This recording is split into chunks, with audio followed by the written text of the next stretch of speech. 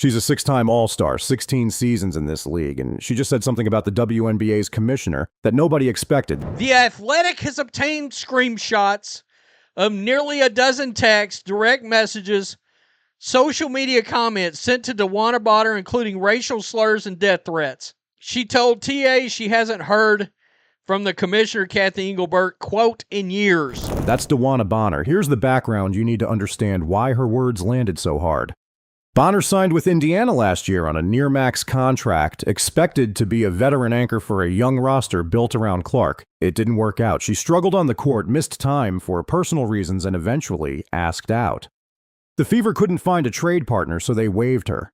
She signed with Phoenix, the team that drafted her back in 2009, and that should have been the end of the story. A quiet, unremarkable veteran move. It wasn't. On the seriousness of DeWanna Bonner's messages she's gotten, Thomas said she was sent death threats, received threats against her family, and was called racial slurs online. Again, if I go a day without being called cracker, I'm not sure what to, but that's fine. That's good. We're good with that, right? Yeah, nothing to see here. Please move along. Quote, a lot of us, myself included, didn't know the play took place until after the game. Now we're being painted as thugs, and there's death threats out on us. So it's really unacceptable. It needs to change. According to Bonner, the online harassment started as soon as she left Indiana, and it never stopped. She says she reported threats and racial slurs to the league after the fact and never heard back. It's worth pausing on how Bonner's Fever tenure actually ended, because it wasn't some bitter personal falling out with Clark. In fact, early in her time there, Clark spoke publicly about how much she valued having Bonner in the locker room. Her words, DB is somebody that, he's a Hall of Famer, like a legend, not only a good basketball player, a great person, a great leader. The strongest voice in our locker room is hers. That's not the language of a rivalry. It's two players, a rookie superstar and a 16-year veteran who, by all accounts, respected each other, even as the on-court fit simply didn't work out. Bonner posted modest numbers in Indiana, about 7 points and under 4 rebounds a game, and well below what her near-max contract expected and eventually asked out. That's an ordinary basketball story. What happened to her afterward online is the part that isn't ordinary at all. So, DeWanna Bonner also said she has been inundated with messages including racial slurs, and she has received death threats to her and her family. The Athletic has obtained screenshots of nearly a dozen text, direct messages, and comments. So 3 different avenues of receiving. That detail matters because of the timing. Bonner is saying this now in the same week her current teammate, Alyssa Thomas, said almost the exact same thing, and that she'd heard nothing from Engelbert after receiving death threats over the Caitlin Clark incident. 2 players on the same roster a year apart describing the same silence. To be clear about what we actually know here. Our families are being threatened, kids are being threatened, people are sending racial slurs and all types of stuff. And, there's a difference between trolling and there's a difference between hatred. And the hatred that we're experiencing over a play that honestly was a complete accident. No one even knew it happened. It's just unfortunate. But, yeah, the league has to do better in this instance.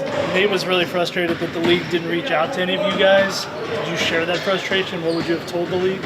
Honestly, I didn't even know I was being suspended until 10 minutes before it was put on social media.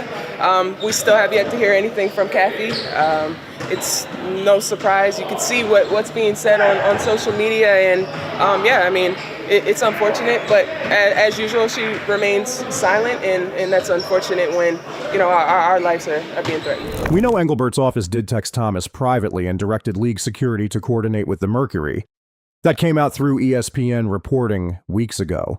What we don't have is any indication that Bonner's earlier reports were handled the same way. If anything, that gap is the real story.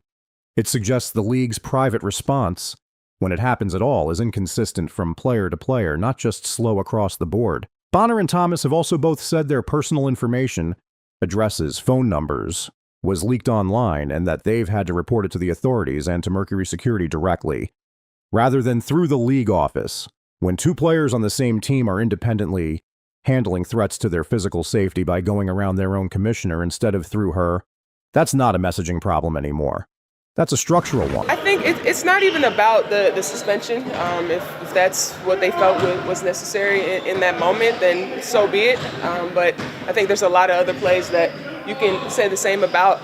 I think the biggest thing is it's just about our safety. It's worth mentioning the league does technically have a program for exactly this. Back in 2025, the WNBA launched an initiative called No Space for Hate, specifically designed to combat online abuse and harassment directed at players. It exists. The problem, based on what Bonner, Thomas, and Collier have all separately described, isn't that the league has no plan on paper. It's that players say they don't feel the plan reaching them personally when they're the one receiving the threats. A policy that exists in a press release doesn't mean much to a player who says she's messaged the league directly and heard nothing back. There's a lighter footnote to the Bonner story worth mentioning, mostly because it shows this isn't some manufactured rivalry. Days before any of this, Bonner and Fever guard Sophie Cunningham had a viral moment of their own. A finger-pointing exchange during a Fever Mercury game that blew up online. Cunningham addressed it herself on her podcast afterward and basically shrugged it off as normal, heat-of-the-moment stuff between competitors. No lasting beef, no follow-up drama. Worth knowing because it's a reminder that most of what happens between these players on the court stays exactly where it happens. Well, it's what happens after, online, that keeps escalating. Zoom out, and this is now the third player in about 12 months to publicly describe the same experience with league leadership.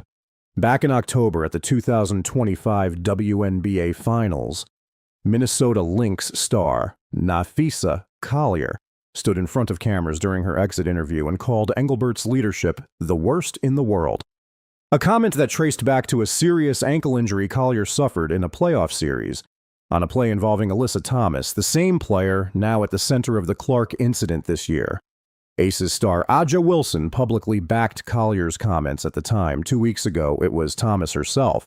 Now it's Bonner. 3 different players, 3 different incidents, one consistent complaint that when something goes wrong for them personally, the league's public response either doesn't come or comes only after the story is already everywhere. We have the best players in the world. We have the best fans in the world. But right now, we have the worst leadership in the world. If I didn't know exactly what the job entailed, maybe I wouldn't feel this way. But unfortunately for them, I do. We serve a league that has shown they think championship coaches and Hall of Fame players are dispensable.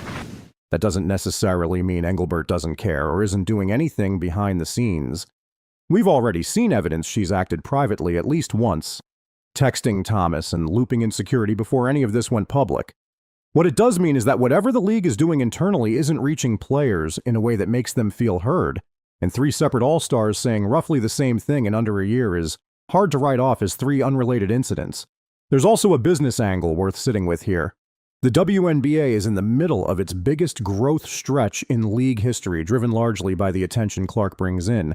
But growth built on one player's spotlight is fragile if the veterans around her keep going public with the same complaint about leadership. A league that can't convince multiple All-Stars it's listening to them is a league that's going to keep having this exact story repeat itself, regardless of who the next player is or what specifically triggers it. And it's worth remembering, these are 3 of the most accomplished players in league history saying this, not fringe voices looking for attention. Collier is a former MVP finalist. Thomas is a multiple-time All-Star and Olympic gold medalist. Bonner has more postseason appearances than almost anyone who's ever played in the WNBA. When players with that level of standing, credibility, and institutional history all describe the same experience with the commissioner's office, it becomes much harder to treat any single instance of it as an isolated misunderstanding. Maybe I wouldn't feel this way. But unfortunately for them, I do. We serve a league that has shown they think championship coaches and Hall of Fame players are dispensable. So here's the real question. Is this a genuine pattern of the WNBA failing to protect and communicate with its own players? Or is Engelbert simply in an impossible position where private action will never be enough without public acknowledgement to match it? Drop your honest take in the comments. I read every single one. And if you want the next update on this before anyone else covers it, hit subscribe and turn on notifications.